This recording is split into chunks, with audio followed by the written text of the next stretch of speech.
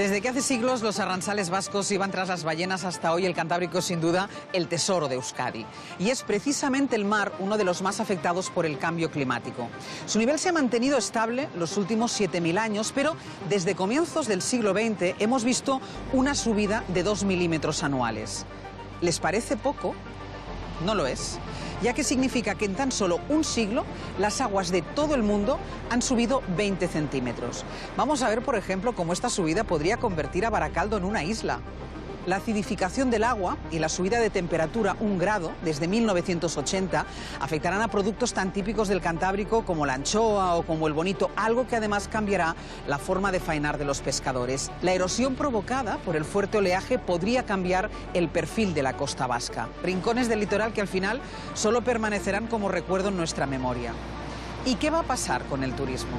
¿Se imaginan que el paseo marítimo de Zarautz no tenga ninguna diferencia con el de Benidorm o con el de Salou? Expertos en todos estos temas nos plantearán cómo podrían ser las consecuencias del cambio, las analizaremos y llegaremos a conclusiones que podrán convencerles o no. Pero lo cierto es que el cambio ha llegado para todos. Llevamos años que sin terminar el verdel ya hemos capturado anchoas y se están mezclando las especies que antes, hasta que no desaparecía uno, no se presentaba a la otra. En Euskadi el problema sin duda más grande es el del aumento de la temperatura del agua. El mar se está calentando alrededor de unos 0,2 grados por década. La altura de ola que se produce en un temporal es cada vez más alta y por lo tanto la energía que se libera se ve incrementada. Pero las playas, por ejemplo, que se encuentran en la base de los acantilados, no tienen espacio para retroceder y por lo tanto van a desaparecer y el oleaje va a impactar mucho más directamente contra las rocas. La erosión permite que el paisaje de la Tierra vaya cambiando. Ha sucedido siempre a lo largo de la historia de la Tierra y hoy en día sigue sucediendo en diferentes lugares. Hay playas que en determinadas circunstancias, sobre todo en mareas vivas, vamos a quedarnos sin playas secas. Estamos en una emergencia climática. Cuanto antes actuemos, pues menores serán los impactos del cambio climático y además menos costosa va a ser la transición.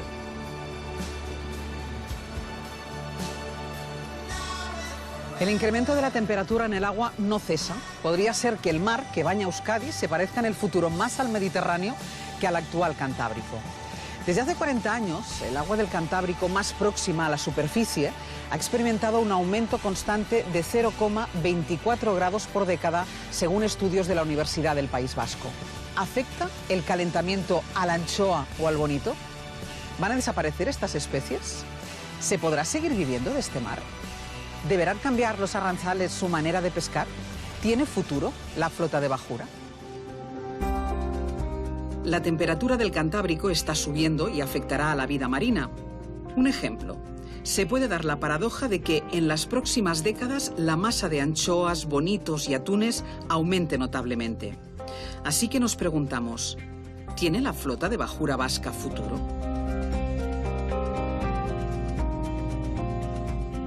Lo que estamos viendo es que desde los años 80 el mar se está calentando alrededor de unos 0,2 grados por década. Por lo tanto, eso produce que haya un desplazamiento hacia los polos.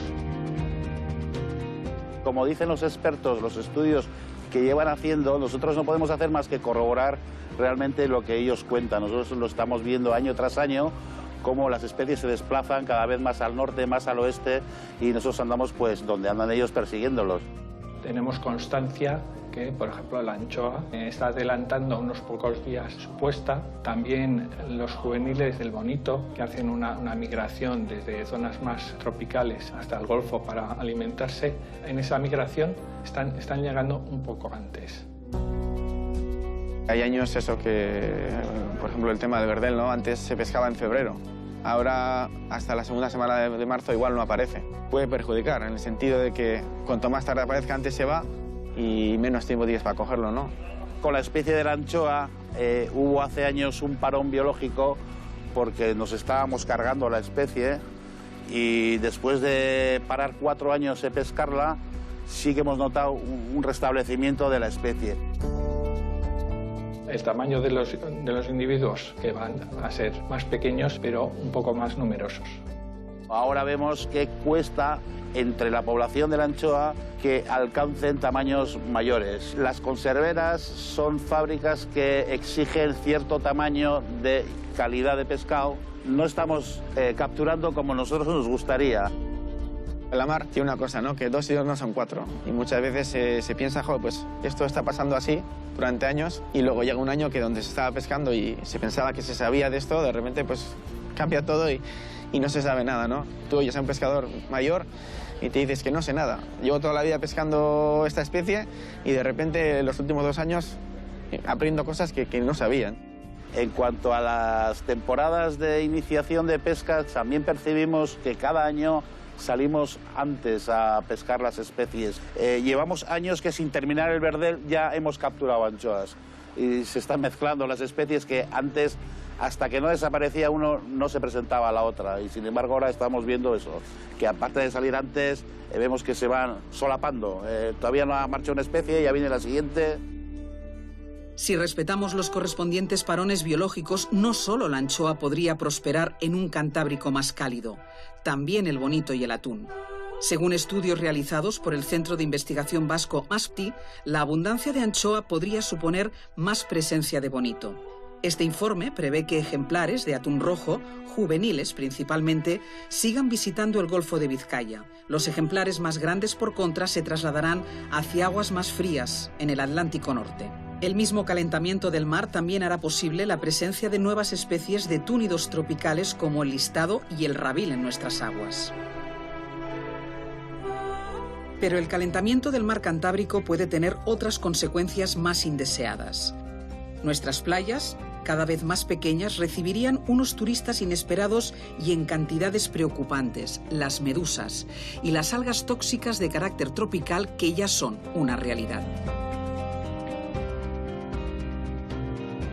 Bueno, el calentamiento del agua puede afectar al desplazamiento de especies de zonas más cálidas a zonas más templadas, en este caso, ya que hace que las especies que antes no eran capaces de sobrevivir en nuestras aguas por las temperaturas frías, en estos momentos, pues si las temperaturas suben, pueden acabar viviendo en nuestras aguas sin problema.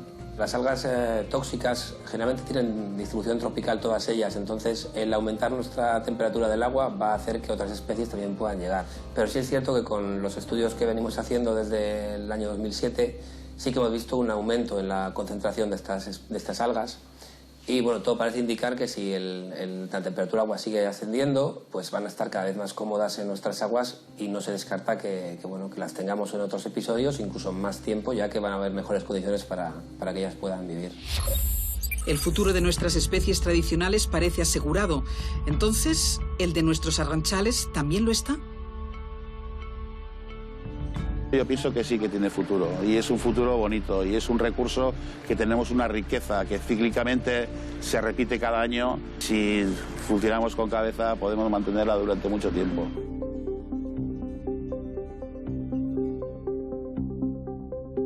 Hemos escuchado algunas opiniones, pero tenemos más. Contamos con un cónclave.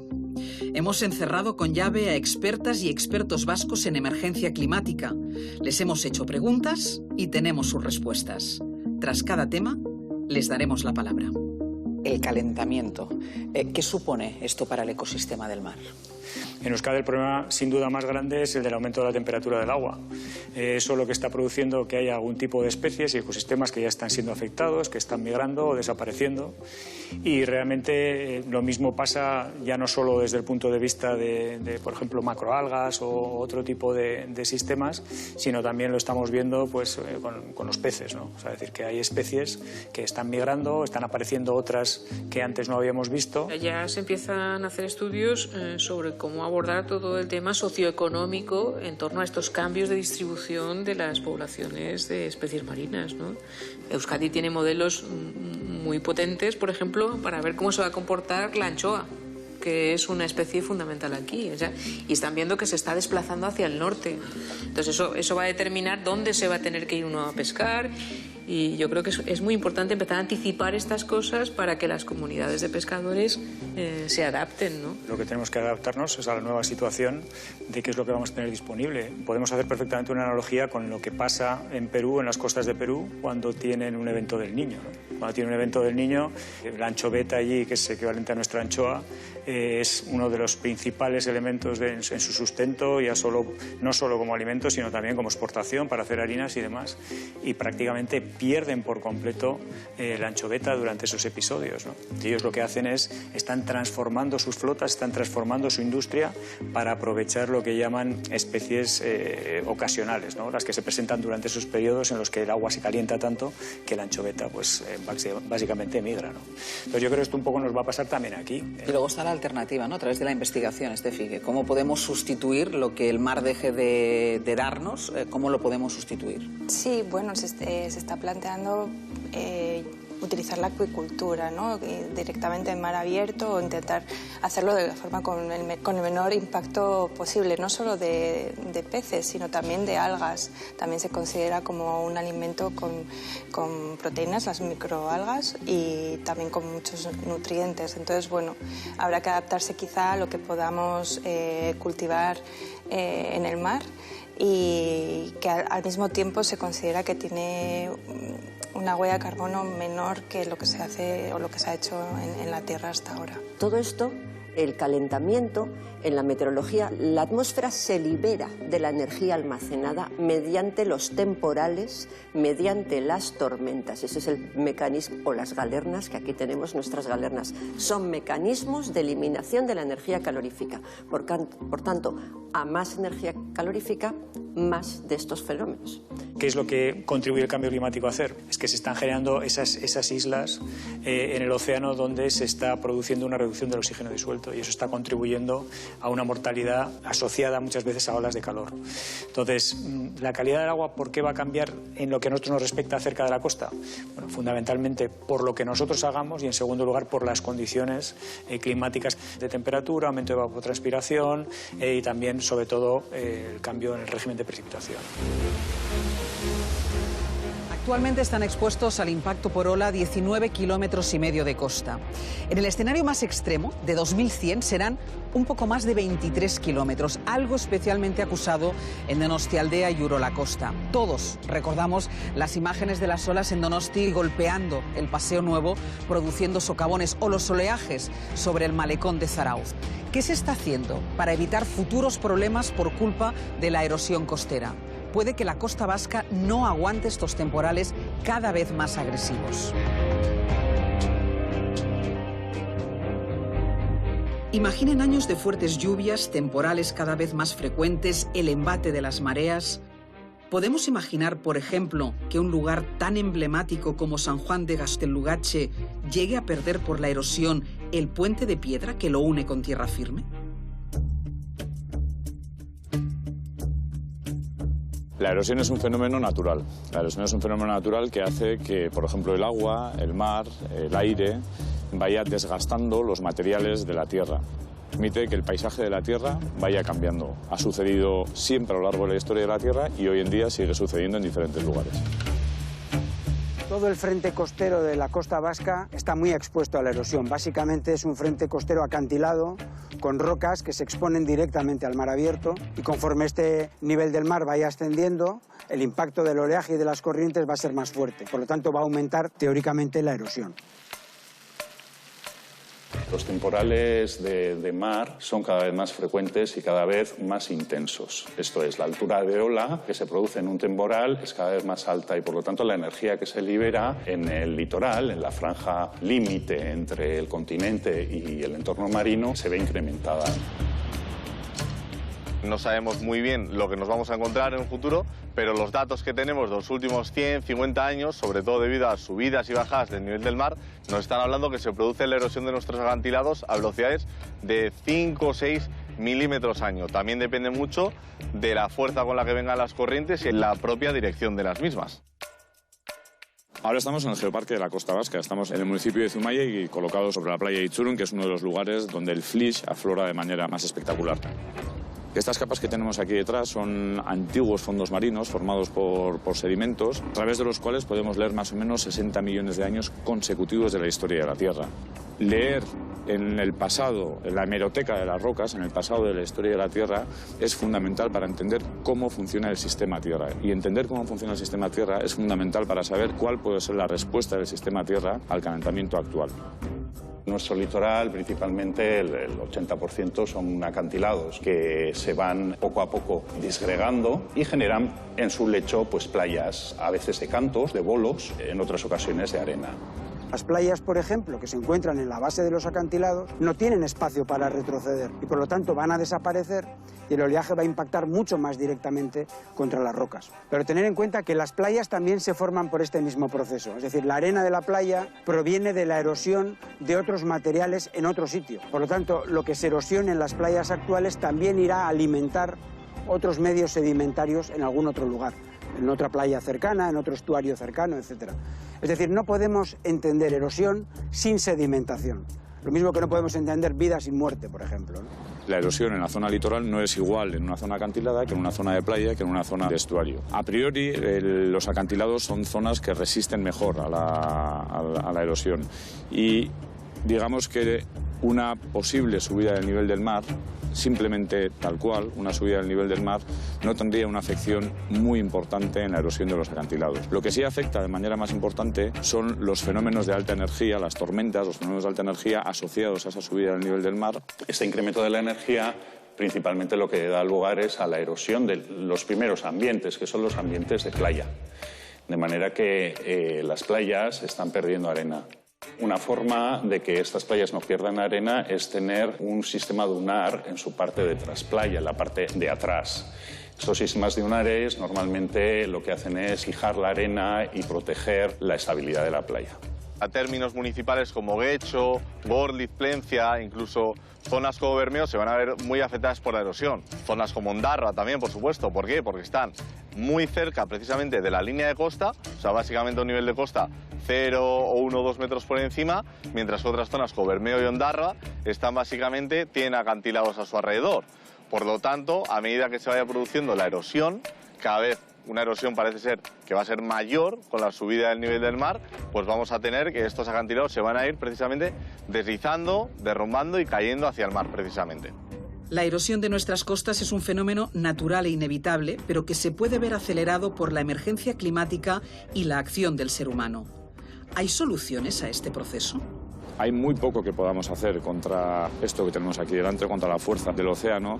Se pueden construir infraestructuras, se pueden redirigir infraestructuras, pero a priori parece más razonable adaptarse a las nuevas tasas de erosión que nos vaya a traer la subida del nivel del mar o el aumento de estos fenómenos de alta energía que intentar contrarrestarlos, porque creo que es un buen ejemplo en el que nos ayuda a entender que el ser humano es muy vulnerable ante grandes eventos naturales como puede ser la fuerza del océano. Hay mecanismos para gestionar esa erosión y para evitar que genere problemas a las comunidades humanas. Tener presente que en la costa vasca vivimos aproximadamente el 66% de la población del País Vasco. Lo que ocurre es que la mayor parte de esta población se encuentra concentrada en los estuarios. Es decir, en Bilbao, en las zonas costeras detrás de las playas, en Donosti o en todos los estuarios que, digamos, cortan ese frente acantilado de la costa vasca. Las zonas estuarinas y las playas van a experimentar un proceso de erosión mayor que los frentes acantilados rocosos. Hemos hablado de erosión natural, pero también hay erosión inducida por el ser humano. Y esto es donde nosotros y nosotras podemos trabajar. Esto es, podemos minimizar esos riesgos generados por la erosión o esos procesos acelerados por la erosión. La erosión es un proceso natural, no tiene ningún tipo de freno, es una cosa que ha estado aquí desde antes que nosotros llegásemos siquiera y es una cosa en la que no se puede intervenir de ninguna manera. No hay afección posible ni con la erosión física ni con la erosión química. O sea, en este sentido no va a haber ninguna investigación, ningún proyecto, ningún resultado que nos diga que la erosión se puede contener de determinada manera. Eso es, nunca mejor dicho, poner vallas al campo. Hay una serie de principios que decían que hay que adaptarse o morir, y en este caso pues nos toca adaptarnos no solo a los procesos de erosión, sino a los procesos de erosión que se van a ver incrementados por el cambio climático actual. Siempre creo que estamos a tiempo de cualquier cosa, pero evidentemente el tiempo actual no es igual que si hubiéramos intervenido en los años 60, cuando ya se sabía los efectos de la crisis climática en la que estamos viviendo. Se sabía el efecto del CO2 en la atmósfera, de la contaminación, de muchos otros problemas. Lo que ocurre es que hay una inercia a no hacer nada, a seguir viviendo como tenemos costumbre de hacer. Y lo que está ocurriendo es que los problemas, igual que una caries, el agujero se va haciendo cada vez más grande. En esto es igual, si no tomamos medidas cuando detectamos el problema, las medidas que habrá que tomar serán más rápidas y más drásticas. Es decir, el panorama que tenemos delante es peor que si se hubiera intervenido hace 50 o 60 años, cuando el problema estaba tan evidente como lo es en la actualidad. Por lo tanto, ¿es factible que el peñón de San Juan de Gaztelugatxe termine convertido en una isla en un futuro cercano? Sí, con el tiempo. Del mismo modo que San Juan de Gaztelugatxe es un promontorio que está sobresaliente hacia el mar, es porque las rocas alrededor, a derecha y a izquierda, se han ido erosionando. Eso también pasará con San Juan de Gaztelugatxe, con el paso del tiempo. A medida que la erosión se va produciendo poco a poco, a lo largo de cientos, miles de años, se puede generar un arco. Pero también, si esto sigue y seguirá, ese arco puede colapsar, de manera que nos quedaría un picacho, solamente la parte basal de ese arco. Y esto es la naturaleza. Margarita, ¿también las olas serán cada vez más fuertes? Más altas y más energéticas. O sea que eso, en teoría, con la teoría del cambio climático, y sobre todo si hay mareas ciclónicas, olas de 9 metros o más en nuestra zona se registran cada 2 años. Pero de 13 o 14 metros, que son realmente destructivas, se registran cada 10, 11 años. Claro, si esos registros caen, por ejemplo, es que con 9 metros el paseo nuevo se vuelve nuevo otra vez. Entonces, con 13 o 14 metros la destrucción llega por el Urumé arriba.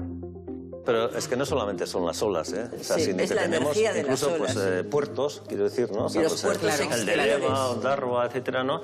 Por debajo de 38 o 40 centímetros por debajo de la pleamar, o sea, de mar. O sea, no estamos hablando de olas, sino que estamos hablando... Sin olas ya tenemos una situación bastante problemática un poco En muchos puertos, y luego los puertos exteriores niveles, sufren directamente el embate de las olas.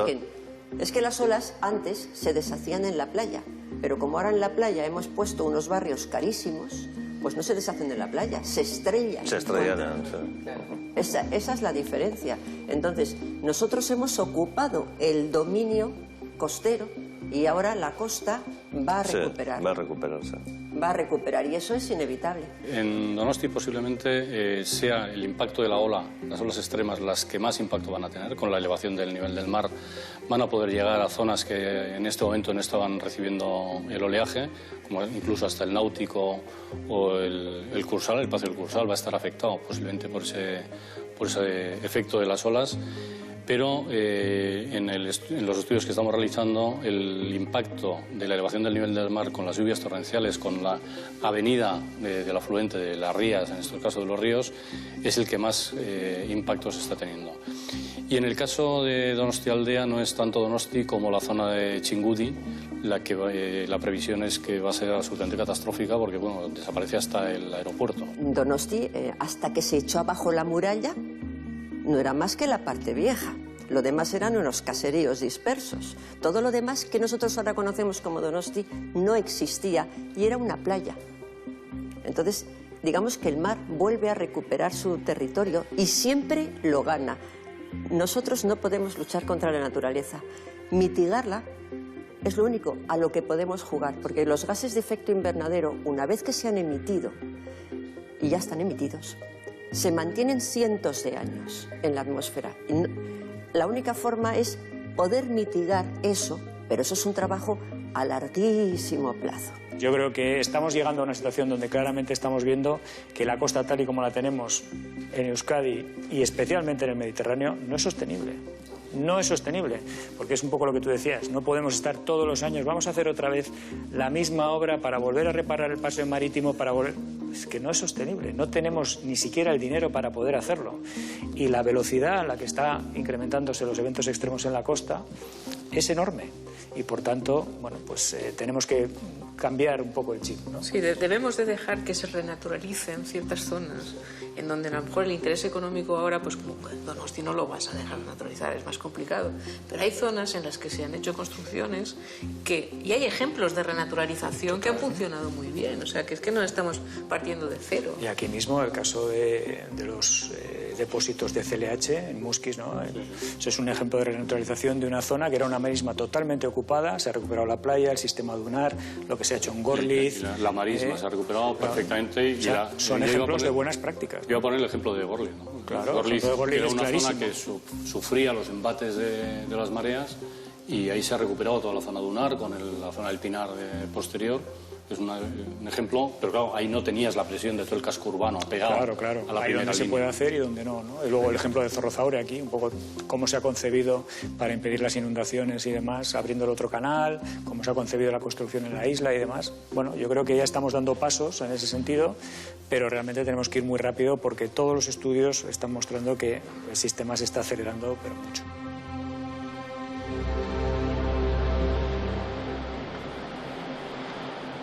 En Euskadi sabemos que la subida del nivel del agua tiene consecuencias que pueden poner en peligro a ciudades enteras.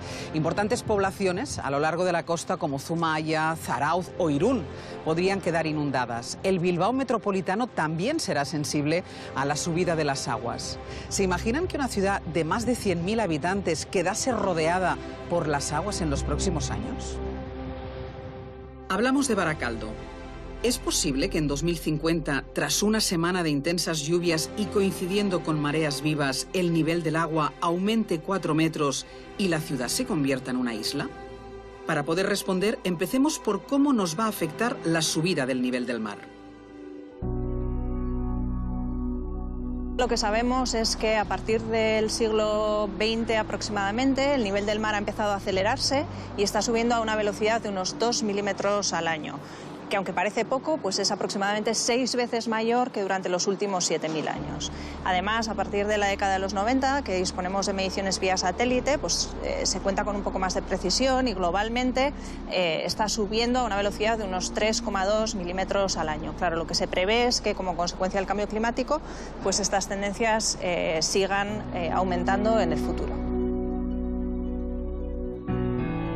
Con la previsión, digamos, media desfavorable que se maneja en este momento, que es de ascenso de 1 metro del nivel del mar, hay playas que en determinadas circunstancias, sobre todo en mareas vivas, vamos a quedarnos sin playa seca. Solamente habrá playa cuando esté la marea baja. Las zonas más en riesgo, evidentemente, son las zonas más bajas, las que están más cerca del nivel de la costa actual. Pues son fundamentalmente las zonas bajas de los estuarios, pues el estuario del Nervión y Baizábal, lo que sería el Gran Bilbao, Oria, Urola, el estuario del Bidasoa, Irún-Hondarribia, que son zonas, localidades que tienen una playa. Las playas que se van a ver más afectadas son aquellas que están apoyadas o bien en acantilados o bien en paseos marítimos, que son playas que no tienen hacia dónde retroceder. Aquellas playas que están más naturalizadas, que aún conservan algo de espacio de dunas o espacio hacia donde retroceder, pues se van a adaptar con más facilidad. Pues las playas más afectadas pues van a ser las de entre Plencia y Punta Galea, y luego playas pues como las de Donosti o como la de Zarauz o como las de Baquio, que están apoyadas en un paseo marítimo y que no tienen hacia dónde poder retroceder y adaptarse a ese nivel medio del mar más alto. Ana y Amaya son ingenieras y han redactado para el Gobierno vasco el Plan Territorial Sectorial del Litoral, que incorpora los efectos de la emergencia climática en la costa vasca. Lo que hacemos es ver cómo afecta eso a nuestro litoral. Estamos viendo Bilbao metropolitano, la desembocadura del río Cadagua con el río Ibaizábal, la parte inferior de la infografía. Si seguimos hacia el mar, vemos por un lado el barrio de Ategorriberri en Erandio, claramente vulnerable. Por otro lado, al fondo, vemos el Bec y detrás está el Valle de Trápaga, donde están el río Granada, el río Galindo con su desembocadura y el Bayonti. claramente es un espacio vulnerable. La playa de Baquio, lo que queda a la derecha de ese azul clarito sería la playa seca hoy en día, y la franja más azul oscura sería la que tendríamos en el 2100. Eso quiere decir que estamos perdiendo más de la mitad de la playa. El País Vasco, dentro del ámbito europeo, se encuentra más o menos en la media de densidad de población en la costa. Aproximadamente un 60% de la población del País Vasco vive a menos de 5 kilómetros de la línea de costa. Es aproximadamente 1,3, 1,4 millones de personas. Es un porcentaje respecto a la población total importante, pero bueno, desde el punto de vista de capacidad de adaptación de una sociedad avanzada como la nuestra, es un problema de unas dimensiones afrontables. Si sube el nivel del mar, lugares en los cuales ahora esas situaciones de inundación se producen una vez cada 50, cada 100 años, pues prácticamente a finales de siglo podrían verse inundados 1 o 2 veces al año. Los riesgos han quedado claros, pero ¿qué podemos hacer? O mejor, ¿qué estamos haciendo? En algunos casos habrá que plantear regeneración de playa. En otros casos habrá que plantear aumentar los niveles de los paseos marítimos o aumentar los niveles de protección de algunas zonas urbanas con diques, encauzamientos, etcétera. Y en otros lugares, pues probablemente en la segunda mitad del siglo, si se mantienen estas previsiones, pues tengamos incluso que barajar las opciones de retroceder. Es un problema urgente, estamos en una emergencia climática. Cuanto antes actuemos, pues menores serán los impactos del cambio climático y además menos costosa va a ser la transición. Porque si dejamos escapar esta década y dejamos escapar los años que nos quedan hasta 2050, pues va a ser mucho más difícil frenar el cambio climático. ¿Y Baracaldo realmente podría convertirse en una isla? Estamos hablando de fenómenos extremos que pueden ocurrir, es posible que ocurran, pero su probabilidad es extremadamente pequeña. Lo que está ocurriendo con el cambio climático es que es un factor adicional que lo que va a hacer es que fenómenos meteorológicos que estábamos acostumbrados a ver con una periodicidad pues de muchos años, los vamos a ver pues cada vez de forma más frecuente, ¿no? Esa es una de las características del cambio climático. Entonces, volviendo a la pregunta de si es posible ver Baracaldo convertido en una isla de forma temporal en el tiempo que dura la inundación, pues existe muy poca probabilidad de que eso pueda suceder, pero no es imposible.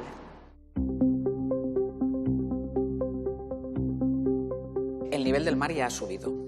Sí, hay una gran cantidad de datos científicos que demuestran que durante este siglo pasado ha subido 20 centímetros y lo más importante ya no es que haya subido, sino que lo que estamos observando en la última década es que se está produciendo una aceleración muy importante y eso nos preocupa enormemente porque todas las proyecciones lo que parecen indicar es que a finales de siglo podemos llegar a 1 metro de aumento a nivel medio del mar, que en principio puede parecer que no es importante, pero lo es si tenemos en cuenta que por cada centímetro de aumento de nivel medio del mar perdemos aproximadamente 1 metro de playa y que luego, aparte, eso contribuye a que los eventos extremos de inundación cada vez sean mayores. Esa elevación de 82 centímetros, lo que estamos trabajando nosotros, lo que nos sitúa es en zonas de la zona de Donostialdea, Urola Costa y el Bilbao metropolitano, toda la comarca del Gran Bilbao, con zonas importantes que van a estar seriamente afectadas tanto en los ámbitos urbanos como urbanizables y en las zonas de infraestructuras verdes. No solo los que están viviendo en primera línea de mar, sino que afecta a la gente que está detrás también. Efectivamente, y además en la zona costera, en Euskadi, tenemos habitando a 1.200.000 personas,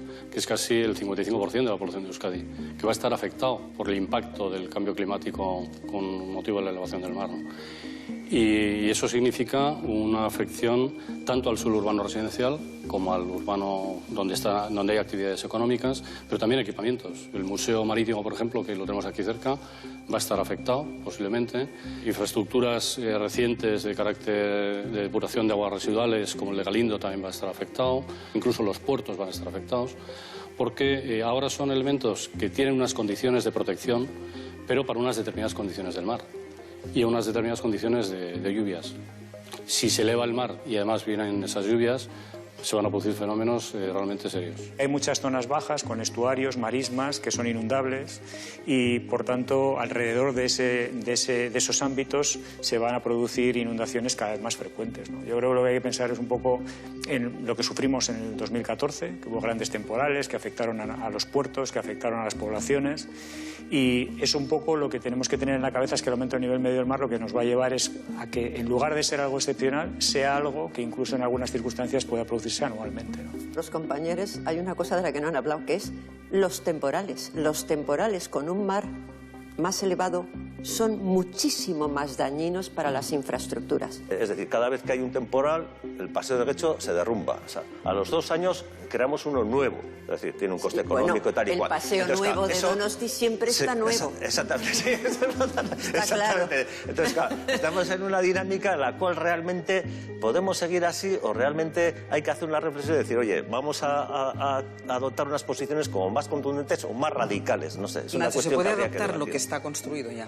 A ver, en lo que está construido es complicado, por todas las implicaciones económicas que tiene. Siempre que trabajamos en la costa podemos o acomodarnos a la nueva situación o protegernos o retirarnos. Bueno, yo soy de Donosti y la playa de Ondarreta se considera terreno inundable. Si se va a inundar, pues hay obstáculos, hay papeleras, hay bancos, hay cosas. Si hay una tormenta y entra al mar, pues va a causar muchos destrozos en la zona. Y se pueden ir tomando pequeñas acciones de ir retirando. Sí, por supuesto, tienes toda la razón. Sí, de hecho, se suele trabajar con grandes infraestructuras, pero también con microcirugía, ¿no? Es decir, que muchas veces cambiando el tipo de asfalto, cambiando el tipo de mobiliario urbano, poniendo elementos especiales para que no se inunden los garajes, cambiando el sistema de saneamiento, se puede intervenir para hacer que la ciudad sea más resiliente frente a esos eventos que estamos teniendo. Y esa microcirugía debería empezar a aplicarse ahora ya. Sí, es fundamental y además yo creo que nos estamos centrando mucho en lo que es la parte de la ciudad, que yo creo que es lo que todos entendemos mejor.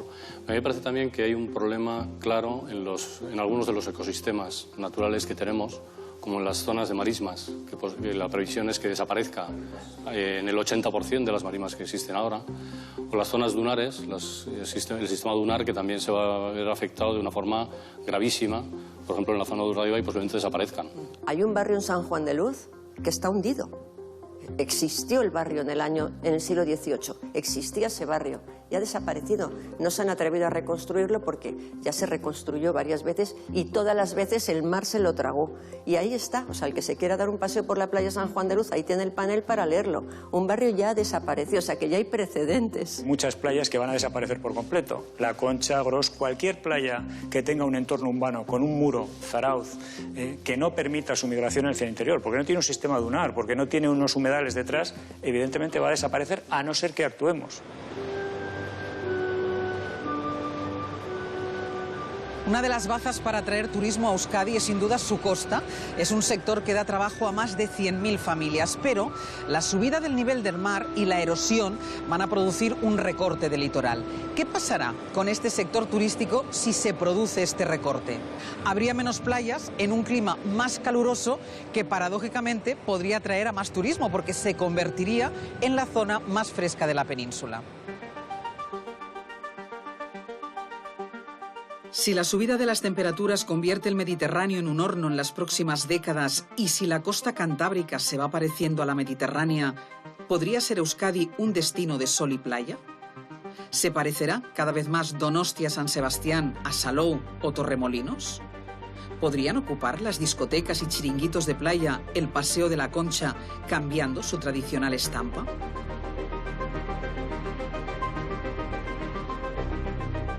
Son modelos que no tienen nada que ver y yo creo que no tiene ningún sentido plantearse una dicotomía de seremos Benidorm o seremos... No, porque el modelo turístico de Euskadi es otro.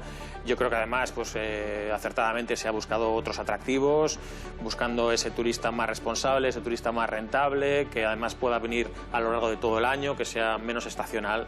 Que bueno, Benidorm está bastante desestacionalizado, ¿no? Por diferentes razones. Entonces, es otro modelo turístico y que de hecho pues, se está demostrando bastante exitoso y hay otros territorios que están mirando hacia Euskadi por esa combinación de recursos tangibles, intangibles, por el nivel de gasto. San Sebastián, por ejemplo, que es una de las ciudades más rentables turísticamente que hay ahora mismo en el Estado. Entonces, yo creo que no, por ahí no viene, en mi opinión, humilde opinión, no vendría por ahí el riesgo. Un aumento de la temperatura para los próximos años va a significar claramente que lo que ahora como activo se ve una debilidad, ¿no?, que pueden ser fuera del verano, pues una primavera lluviosa, un otoño lluvioso, un invierno, digamos, húmedo y lluvioso, pues bueno, que lo haga más cálido, que lo haga más agradable y, lógicamente, todas las personas o la mayor parte de personas viajamos a zonas donde estamos más cómodos. En 2050, al aumento de la temperatura en la costa vasca, hay que añadir la menor superficie de playas y arenales debido a la erosión y la subida del mar. ¿Supondrá este hecho un problema para el turismo? No estamos exentos, ¿no?, de por ser el norte, las consecuencias no serán menores, y las consecuencias del cambio climático. Y al final, si al final la costa deja de ser un espacio, ¿no?, como un destino turístico, al final, si el modelo no cambia, lo absorberán otros sitios, ¿no? Se irá al interior, se irá a zonas que todavía no están explotadas, pero al final donde hay que poner el foco es qué consecuencias tiene eso. En un sitio y en otro, da igual.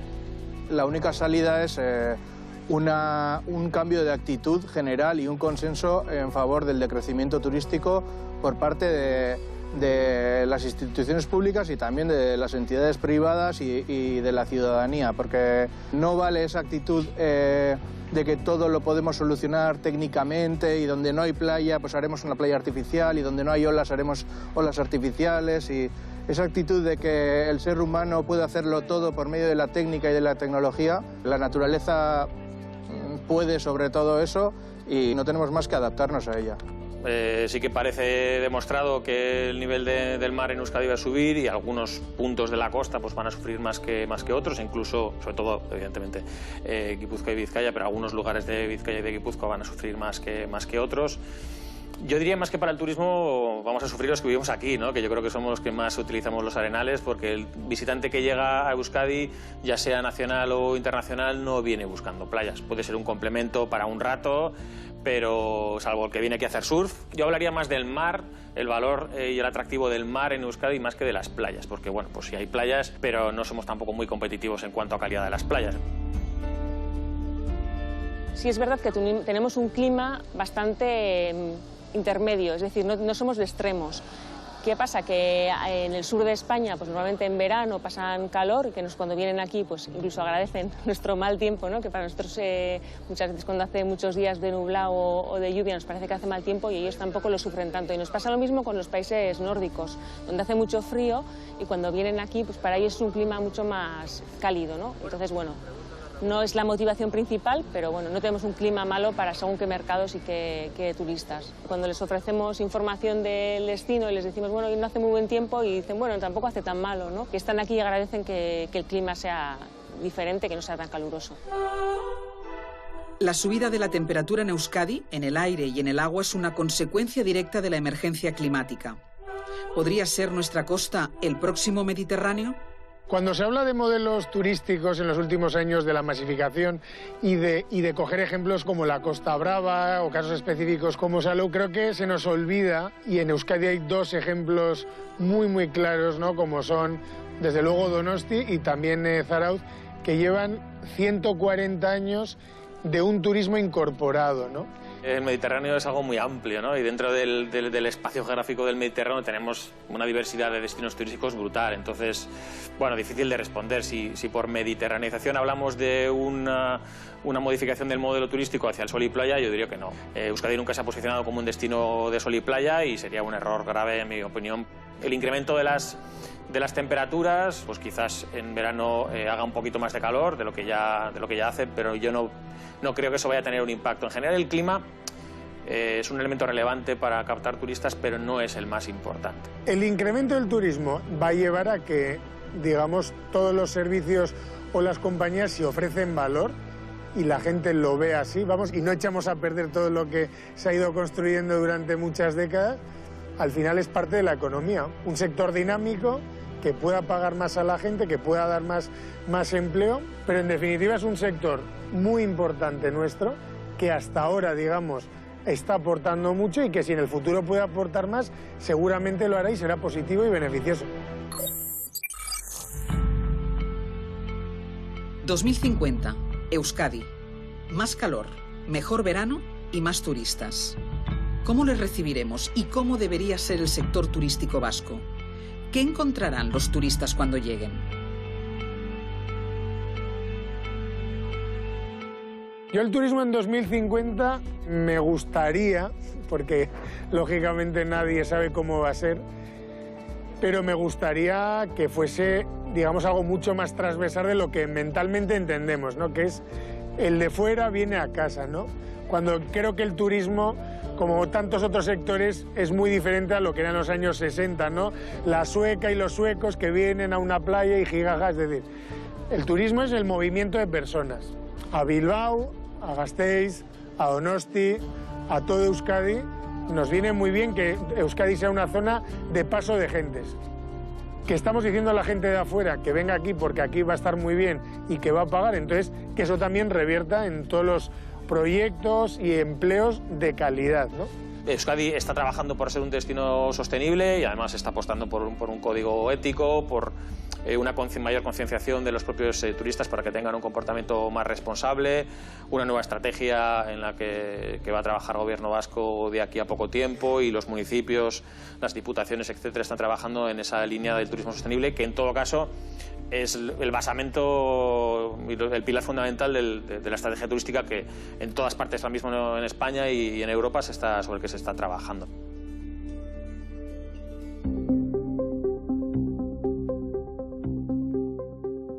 Planteaba el cambio de clima o el cambio de temperatura aquí, por si hay que plantearse, y hay quien lo dice que a lo mejor va a cambiar el modelo turístico. Es decir, va a ofrecer Euskadi, va a ofrecer algo que hasta ahora ofrecen en otros puntos de la península y va a ser lo que va a poder tener Euskadi en el futuro.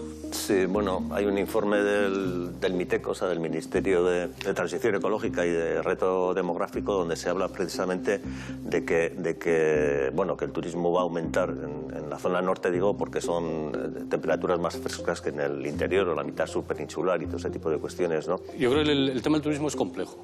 Yo creo que aquí no vamos a tener un modelo como el Mediterráneo de sol y playa, porque yo creo que, no sé si eso, yo no creo que llegue a verlo. Los veranos aquí siempre son nublados. Recuerdo que mi padre decía, este año el verano ha caído el 20 de julio y lo recuerdo desde que yo tenía uso de razón. Yo creo que lo importante es que aquí sí que hay una idea de qué turismo se quiere, con anticipación. Entonces el riesgo de convertirse en los errores de otros sitios es más bajo, ¿no? Yo creo que tenemos otra serie de alicientes. No es solo la playa, tenemos costa, o sea, tenemos 235 kilómetros de costa, donde las playas son una cosa muy limitada. Pero esa costa es espectacular. Tenemos un territorio interior con monte, que también es importante. Tenemos un continuo urbano, rural, que también es importante. Y yo creo que tiene otros atractivos. Además, tenemos las viñas cerca, con las bodegas, toda la cultura gastronómica. Yo creo que el turismo aquí es diferente. Yo creo que es exactamente el de sol y playa. Pero sí que este verano yo sí contactado, porque además ha habido muchísima gente y conocidos que han venido aquí, que han venido de la zona centro, incluso del sur, buscando estar un par de semanas pudiendo dormir con una manta o con una rebequita, como decías, por la tarde-noche. Y no les ha importado nada el que estuviera lloviendo o no ver el sol, ¿no? Lo que sí que está ocurriendo, y creo que lo habéis dicho, es que las temperaturas nocturnas son mucho más altas, con lo cual uno no busca que haga sol durante el día, busca que pueda dormir por la noche. Nosotros tuvimos la oportunidad de hacer un estudio hace unos años para el Principado de Asturias en el que evaluamos en la playa de San Lorenzo en Gijón, que es equivalente básicamente a La Concha en San Sebastián, no en Donosti, las pérdidas por desaparición de la playa de uso recreativo. A final de siglo podían llegar a los 5.000 millones de euros. Cuando hablamos de turismo, yo creo que tenemos que diferenciar lo que son los recursos turísticos y los destinos turísticos, ¿eh? Y en lo que son los destinos turísticos, de repente, porque hay una serie, hay un elemento que hasta ahora era un elemento natural más o menos protegido, que atraía a una determinada población, de repente, cuando ha aparecido una serie, se produce una avalancha de público que lo sigue. Con las brujas. Sí, Zugarramurdi, o estaba pensando en Gaztelugatxe, ¿no? Que como ha aparecido una serie, pues de repente aparece una avalancha de población que es seguidora de la serie y viene en plan turístico a ver ese lugar. Me gustaría que la gente entendiese bien es que la playa no solo es un recurso turístico, es un elemento de defensa primordial de la costa. Perder las playas significa más inundación. Y Donosti, el problema fundamental no va a tener por qué pierda las playas para uso turístico, lo va a perder porque va a estar mucho más amenazada frente a la inundación, ¿no? Entonces, perder las dunas que alimentan esas playas permanentemente significa todavía mucho más riesgo. Perder los humedales y las marismas que hay detrás de los sistemas de playas significa todavía tener más riesgo, ¿no? Entonces, por eso preservar en la medida de lo posible las playas no solo tiene un fin recreativo, sino que tiene un fin muy importante desde el punto de vista de protección. ¿Qué puede hacer cada uno de los ciudadanos para combatir el cambio climático? Esta vez estamos en el mar y en la erosión de la costa. El ciudadano puede hacer muchas cosas, entre otras, uno se puede rebelar. Uno se puede rebelar contra el sistema económico. Entonces, puede dejar de comprar cosas que se fabrican en la otra parte del planeta, vienen en grandes barcos, gigantescos barcos que limpian sus depósitos en alta mar y contaminan absolutamente todo. Cuando llegan aquí, tienen que ir a una estantería de 12 o 14 o 20 pisos de altura y luego te lo llevan contaminando con una furgoneta hasta la puerta de tu casa, para que no te molestes en ir a la tienda. Otro puede decir: voy a calcular cuántos kilovatios gasté el año pasado, que eso viene en la factura de la luz, y voy a dividirlo por la mitad. Eso supone suprimir muchos electrodomésticos. El tema del mar, concretamente de la costa, no se arregla solo con la descarbonización, por la inercia que tiene el sistema, por el nivel de exposición y de vulnerabilidad. Entonces yo creo que el ciudadano lo único que puede hacer realmente es demandar que todas las políticas de planificación costera tengan en cuenta que existe un efecto que se llama el cambio climático, que tiene una incidencia muy grande sobre los elementos extremos y sobre los cambios de largo plazo, ¿no? Entonces, demandar que las políticas públicas realmente respondan a esos altos riesgos residuales que no vamos a resolver solo con descarbonización, por lo menos durante los próximos 100 años. Contra el mar lo tenemos muy complicado. Desde el punto de vista de la Administración, de la planificación territorial, tenemos ya unas directrices aprobadas el 30 de julio del 2019, que además han sido Premio Nacional de Urbanismo, conocido por el Consejo Superior de Colegio de Arquitectos, que ya incorpora todas estas determinaciones del cambio climático, y yo creo que eso es parte de que fuera objeto de ese premio. Y estamos ya trabajando en el Plan Territorial Sectorial de Protección del Litoral, donde es donde vamos a incorporar todas esas medidas normativas que van a regular la posibilidad o imposibilidad de establecer distintos usos dentro del territorio. Y también creo que el ciudadano tiene que ser consciente de que ocupar ciertos espacios de manera permanente, con estructuras permanentes, tiene un riesgo también para él, un riesgo en salud y un riesgo económico. Euskadi no es una excepción al cambio climático, no es un oasis libre de sus efectos. Y como iremos viendo, se enfrenta a un gran reto. En el próximo programa veremos los efectos tierra adentro, en la agricultura y la ganadería. ¿Está en peligro la forma de vida de los baserris? ¿Podrían desaparecer alimentos tradicionales de la gastronomía vasca? ¿Está la Rioja alavesa amenazada? La respuesta en el próximo capítulo del Cambio. Oceans, rivers, lakes and streams.